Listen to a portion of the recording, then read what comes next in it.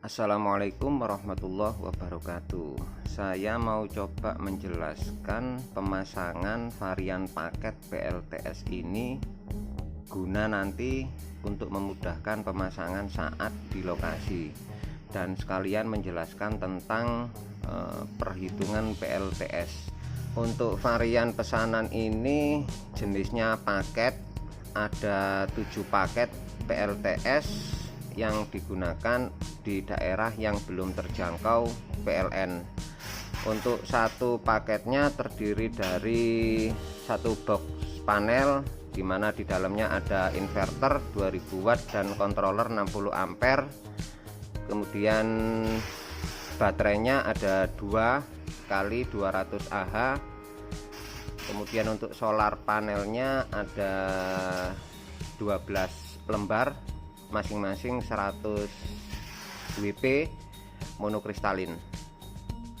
Untuk pengiriman box panelnya ini bertahap, kita kirim 3 dulu, yang 4 menyusul 1 bulan. Kemudian karena inverter lagi kosong dan pesanan juga lagi penuh, untuk baterai dan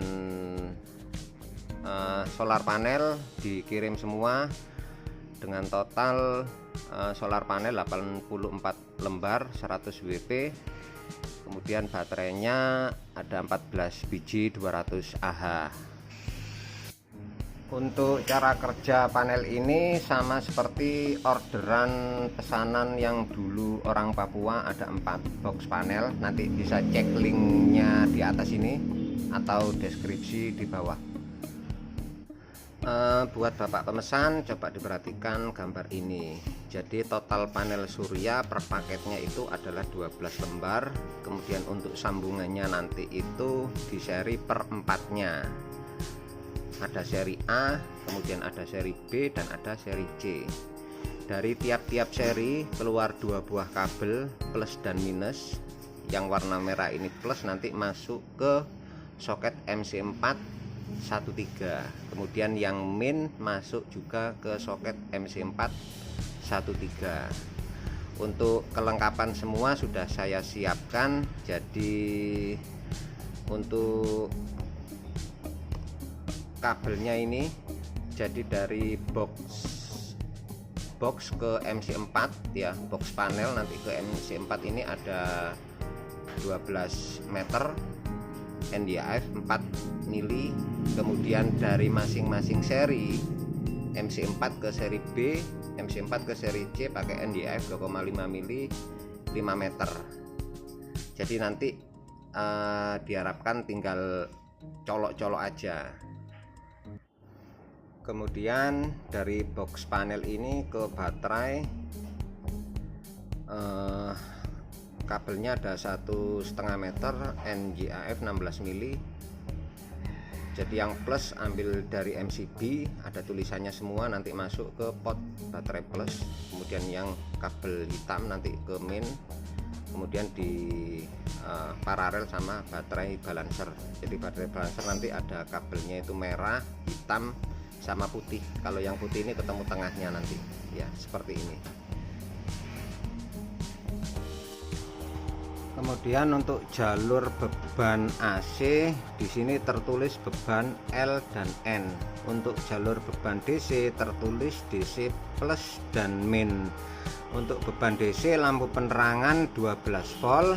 Untuk sistem baterai 24 volt. Jadi dari 24 volt itu diturunkan di step down ini, dengan harapan memakai lampu 12 volt itu lebih banyak di pasaran daripada lampu 24 volt DC. Jadi untuk pot koneksinya ini Pak ya, ini jalur out, ini jalur in. Jadi ini adalah kabel 12 meter dari box panel ke soket MC4.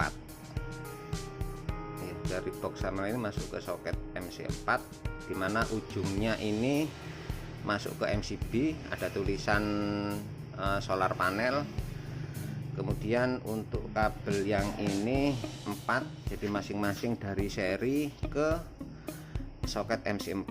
Dari seri A masuk ke soket MC4 ya, 2 kabel merah dan hitam masuk MC4. dari seri B masuk MC4 masing-masing 5 meter. Jadi masing-masing ujungnya ini sudah ada MC4 cowok dan cewek. Gambarnya kisaran ya seperti ini, Pak.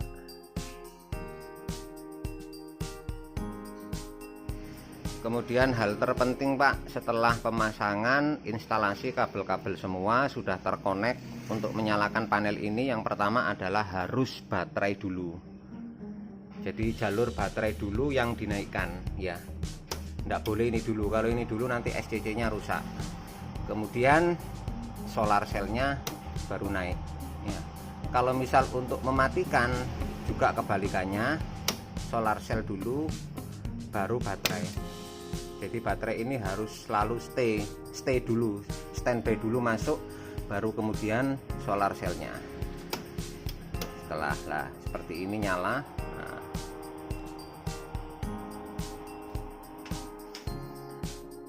Kemudian untuk tombol ini itu tombol menyalakan inverter ya. Kemudian yang ini untuk lampu penerangan DC. Auto ini kerja berdasar timer, kemudian on ini on manual, nah seperti ini. Kemudian off ini akan selalu off walaupun posisinya sudah nyala karena auto ya. Ini nanti barang lama di jalan, jadi kemungkinan setting kontrolernya itu berubah ke settingan default atau bawaan pabrik. Nanti bisa dicek, Pak. Untuk mengeceknya tekan tombol sebelah kiri program, D00 default tetap biarin aja 24. Kemudian naik menjadi D01 pindah program 13,8 tetap biarin saja. Kemudian naik lagi D02 14,5 tetap biarin aja, ini default. Kemudian D03 ini yang biasanya berubah, nanti pindah ke 10. Kalau misal pindah ke 10 nanti dirubah, tekan enter sampai lampu berkedip, naik turun ya. Ini tombol naik, tombol turun untuk menurunkan, ini tombol naik untuk menaikkan, taruh di posisi 11,0. Kemudian tekan enter, program tersimpan, kemudian dikembalikan ke program tampilan semula. Kemudian untuk membaca tampilan, Pak, ini PV artinya tegangan di PV atau di solar panel. Kemudian di sini adalah watt yang didapat saat ini. Tekan tombol ke atas sekali maka akan pindah pada tampilan tegangan baterai 25,9. Kemudian di sini adalah arus yang mengalir dari controller ke baterai 30,8 ampere. Ini naik turun ya arusnya.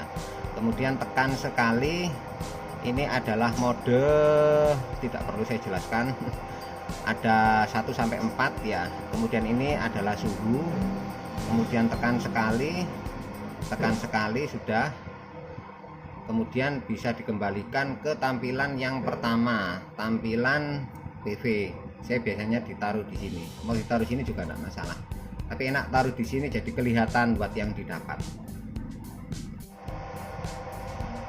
Kemudian, Pak, pada bagian atas ini ada tulisan charger, kemudian ini out, artinya kalau ada arah tanda panah ini charger sambil jalan, ini artinya waktu proses pengisian baterai atau charging ya. Kalau malam ini nanti hilang biasanya.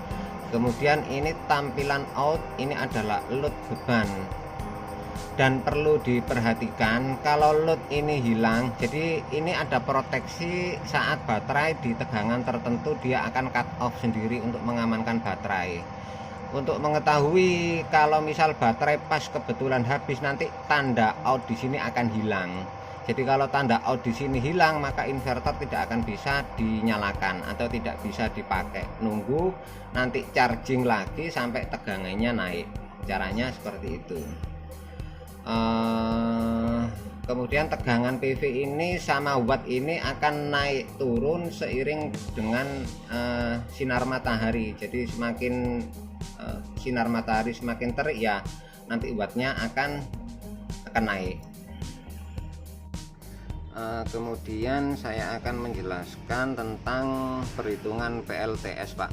Jadi PLTS itu bisa dihitung secara teori, kebutuhan listriknya berapa, lama nyalanya berapa, kemudian untuk menentukan jumlah solar panelnya berapa, kebutuhan akinya berapa.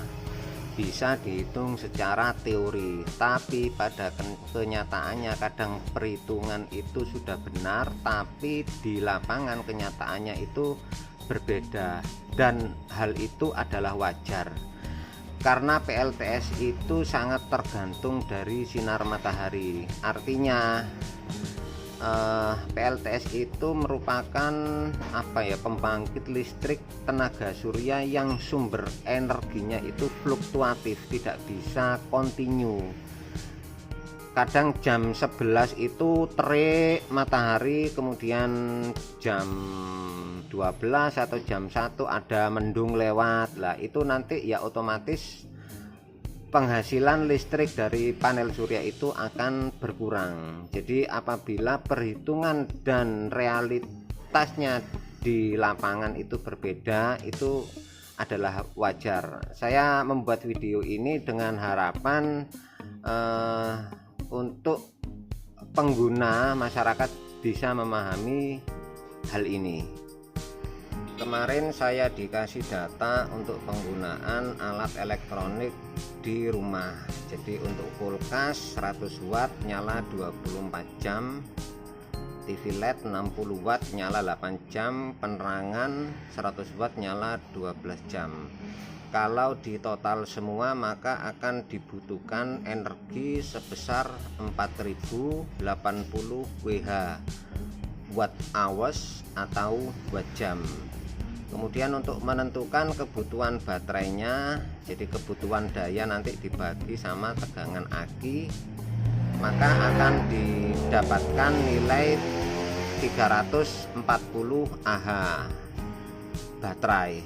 Kemudian ada faktor DOD dan kita bulatkan menjadi 2 kali 200 Ah. Jadi untuk kebutuhan baterainya sebanyak 400 Ah. Kemudian untuk kebutuhan panel surya, kebutuhan daya dibagi lama penyinaran matahari. Untuk kebutuhan daya dari nilai ini di atas, kemudian untuk lama penyinaran matahari ini relatif bisa 3 jam, bisa 4 jam. Saya ambil nilai tengahnya 3,5 jam. Jadi dibutuhkan panel surya sebanyak 1165 WP. Kita bulatkan menjadi 1200 WP, di mana masing-masing 100 WP kali 12 lembar.